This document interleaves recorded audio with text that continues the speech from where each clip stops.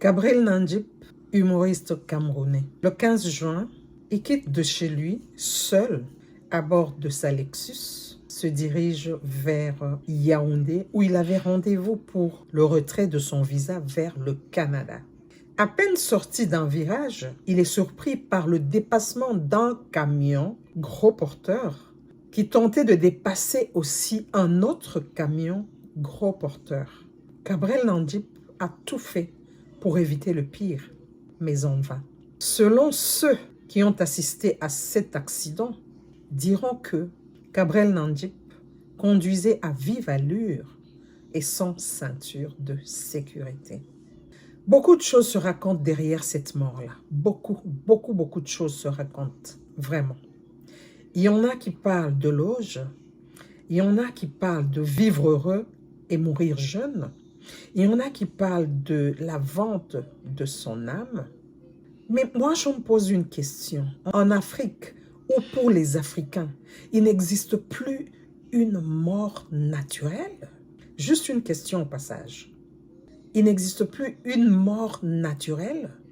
Si c'est vrai ce qui se raconte derrière cette mort-là, si réellement ces zones sombres sont là, existent, quittez dedans, et que cette mort nous interpelle tous. J'ai suivi une de ces vidéos, parmi ces dernières, dans laquelle il disait qu'il allait dévoiler certaines choses, qu'il allait confesser certaines choses, mais jusque-là, je n'ai pas suivi, je n'ai pas vu nulle part où j'ai vu ce qu'il a eu à dire exactement.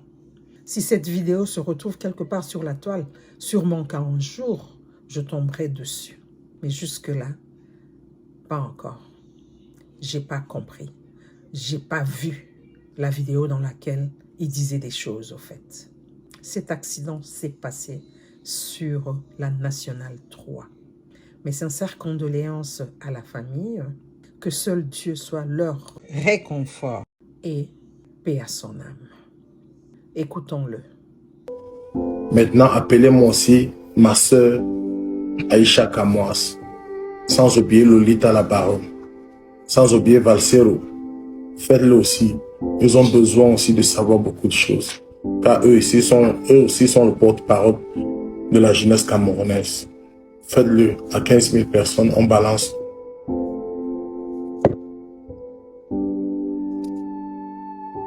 Et après ça, j'ai décidé de quitter ce milieu. Je pense que c'est mon dernier direct. Mais pour une fois, moi, je serai honnête avec moi-même. Et taguez-moi aussi, moi, Minga. Parce que depuis cette histoire, je croyais qu'elle allait me soutenir. Plutôt, elle a disparu. Je n'ai pas compris pourquoi. Pourtant, on venait de se réconcilier. Je n'ai rien compris. Montons à 15 000 personnes et puis on balance tout. Oui, taguez-moi Aïcha Kamoas. Taguez-moi Lolita la Baronne. Si possible, le général Makosso aussi. Parce que c'est très important. Parce qu'il y a eu aussi dans ça une fusion Côte d'Ivoire-Cameroun. Des choses qui ne tiennent pas. Et David Eto'o est aussi au courant de beaucoup de choses. David Eto'o, oui, il est au courant de beaucoup de choses. Oui.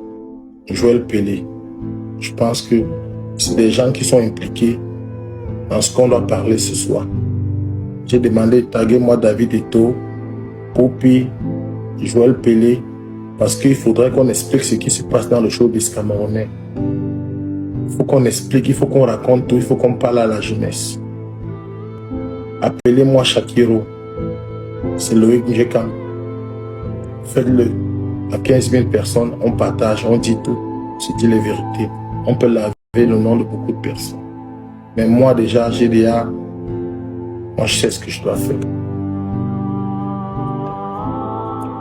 C'est vrai, oui, insultez-moi, je suis laid, je suis gros comme le porc, je ne me suis pas coiffé, je ressemble à rien, je sais. Mais il y a les situations de la vie qui dépassent la dépression. C'est-à-dire que tu n'as même pas le temps de prendre soin de toi-même. Ce coiffé n'est pas important pour le moment, c'est ce que je vais dire ce soir, c'est ce que je dois expliquer au peuple camerounais qui est très important. C'est pas être beau, c'est pas être présentable. Beaucoup sont beaux, beaucoup sont présentables dans ce milieu de showbiz, mais à l'intérieur, au fond, ils sont sales, ils font des choses immondes, des choses très graves. Vous ne pouvez même pas imaginer.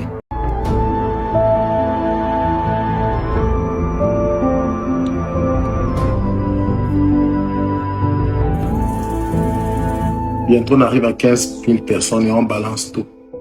Je sais qu'à Paris, ça bouge. Je sais qu'en Belgique, ça parle.